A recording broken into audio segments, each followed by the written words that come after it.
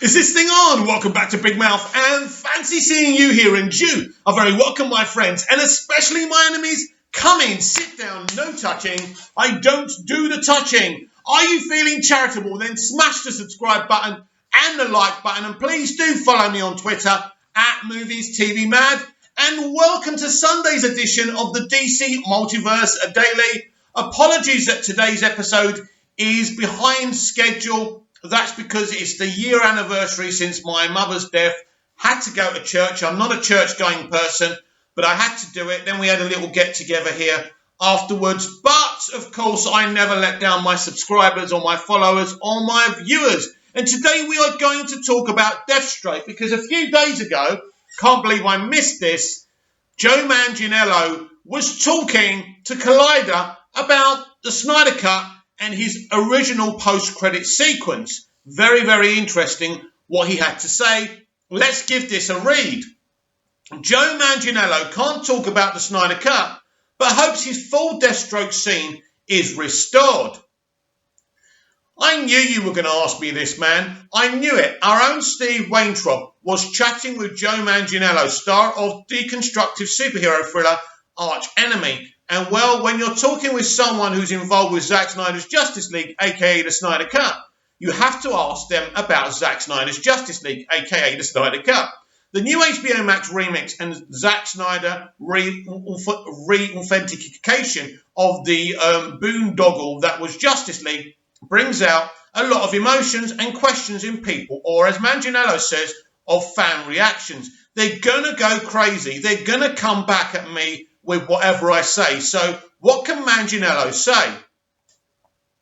Well, not much. When asked if he's in any way a part of additional photography, this is interesting, on the Snyder Cut, he simply responded, "If I was part of it, that wouldn't be my place to announce that. That would be Zack's place. So whether or not that's happening, that is an answer that is below my NDA level, or whatever you want to call it." Here, Adam Egypt Mortimer, the writer and director of Arch Enemy, jumps in like the good showman he is to pitch. Can we just lie and say that Deathstroke appears in Arch Enemy so that 10 million more people can see it? I like it. I like your thinking, madam. Ultimately, Manganiello talked about one scene he hopes is restored to Zack Snyder's Justice League that was originally cut when Ben Affleck's solo Batman film was cancelled.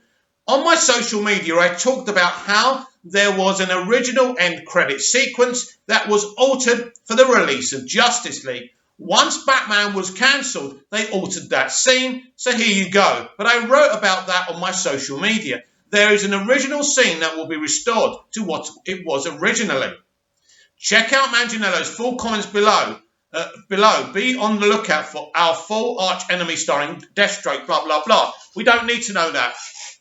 So, unlike Henry Cavill, he doesn't come out and say he's not involved with additional photography for Zack Snyder's Justice League.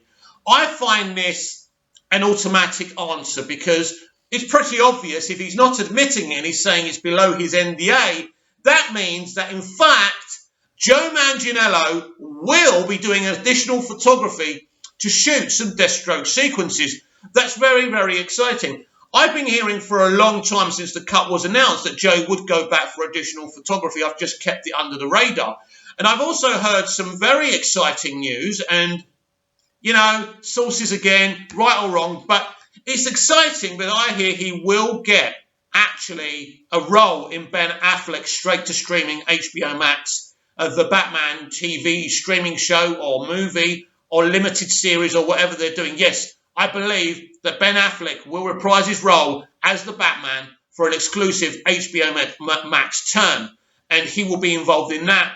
And potentially he could also have his own straight-to-streaming Deathstroke series, which would be very, very exciting. But yeah, what I garner from this interview is, in the way he won't commit to saying that he's not doing additional photography on Zack Snyder's Justice League, to me, that means he absolutely is. Now, we know the scene we got in Justice League, the post-credit scene. I thought it was okay, but from what I've heard, we are getting something a lot more epic, and I think he's definitely going to be shooting very shortly with Zack Snyder this additional photography that puts back that original plan. And I think that's awesome. It's kind of, you can kind of tell when Jeff Johns has meddled in something.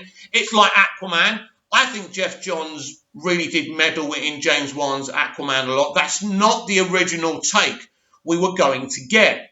The original take, I think we were going to get a lot of Justice League cameos in Aquaman, and we know that Ben Affleck's Batman was definitely going to cameo in Aquaman as well. It's the first movie after Justice League, whether it was Justice League or Zack Snyder's Justice League, and I think because the Justice League exists now, they would have been involved in that movie, but Jeff Johns, basically interfered quite a lot in these movies and messed with Zack's vision. Ultimately, it drove Zack off the project, but it's very exciting to see, well, I think Joe hinting that he is returning for additional Snyder Cut footage, which is really, really awesome, and I can't wait to see that.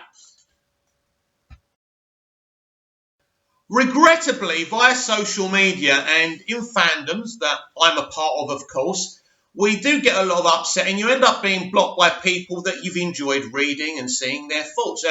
A similar thing happened to me yesterday with Lightcast. I'm sure you've heard of them, or most of you would have done. I read something where they were writing, for all these people defending Jeff Johns, blah, blah, blah, this, that, and the other. So I quote tweeted like I normally do. And I said, isn't it a shame that we've just heard this really, really exciting announcement about a Green Lantern straight to HBO Max series, and we're all going on about if Jeff Johns is involved or not, and we're going on his production company's website trying to go on the clues, instead of being pumped and excited for this Green Lantern project.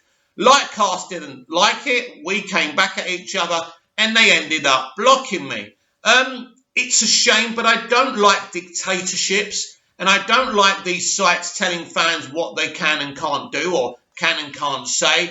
At the end of the day, it's all about opinions, and I think if you're going to be a movie site or an entertainment site, you've got to accept that when you say something, you're going to get something back. I thought I was really constructive, but as usual, these people don't want a right to reply, so I ended up getting blocked. But I'm never going to change. I'm always going to stick up for the fans. And, I am no supporter of what Jeff Johns did to Zack Snyder and his behaviour while running the DCEU. But I will say this, people have every right to defend him if they want. Whether we think they're wrong or not, that's a different conversation. We can have conversations, we can have heated debates, we can not agree with each other. But I think it's very, very important that everyone gets to have a say. And if you're going to run a site and say, this is not a democracy, then really you're not someone I want to be followed by anyway. And that's my opinion on that. And finally today, I just want to reiterate my opinion on a lot of comments that Patty Jenkins has made about Wonder Woman 84 and cinema. I just want to say again that, Patty, over 500 cinemas have already closed. You're not protecting cinemas, and holding this movie hostage, holding the Batman hostage and the other movies hostage, delaying them in the hope that you can release them in cinemas before, digitally or Blu-rays or whatever, isn't really protecting cinema. At the end of the day, all you're actually doing is you're hurting cinema, because you're not releasing your product, because, the studio knows it can't make the money it needs to make. And as I've always said, as a temporary thing, right, we should be allowing these movies to be released straight to streaming. And it doesn't mean it's a permanent fix. It doesn't mean we're killing cinema. You're already killing cinema by not releasing these projects, right? So why not allow people to see them? And so when we get to December the 25th, 26th, it'll be very interesting what happens to Wonder Woman 84. Even though we've got all her kind of protestations about straight to streaming, I do expect Wonder Woman 84 to be released globally in cinemas and pay-per-view straight to streaming as well. But we will find out what happens with that film. But I think it's what's really exciting, as I was talking about Joe Manganiello and Deathstroke and him doing some additional photography. It's a very exciting time if you're a fan of the Snyderverse. And I think it's also very interesting having Ray Fisher being so positive about the Green Lantern series, not mentioning Jeff Johns. Why do you think he's positive about that? I think that answers the question whether Jeff Johns is involved or not. Do you think that Ray Fisher would be bigging up a project that Jeff Johns was involved with in any way? Of course not. That's proof that Jeff Johns is not involved in the Green Lantern series, and any DC property involving HBO Max will have nothing to do with Jeff Johns. That's pretty obvious, and that's pretty clear. Anyway, comment down below, like, share, and subscribe, and I'll be back tomorrow with even more DC Multiverse Daily. See you again soon.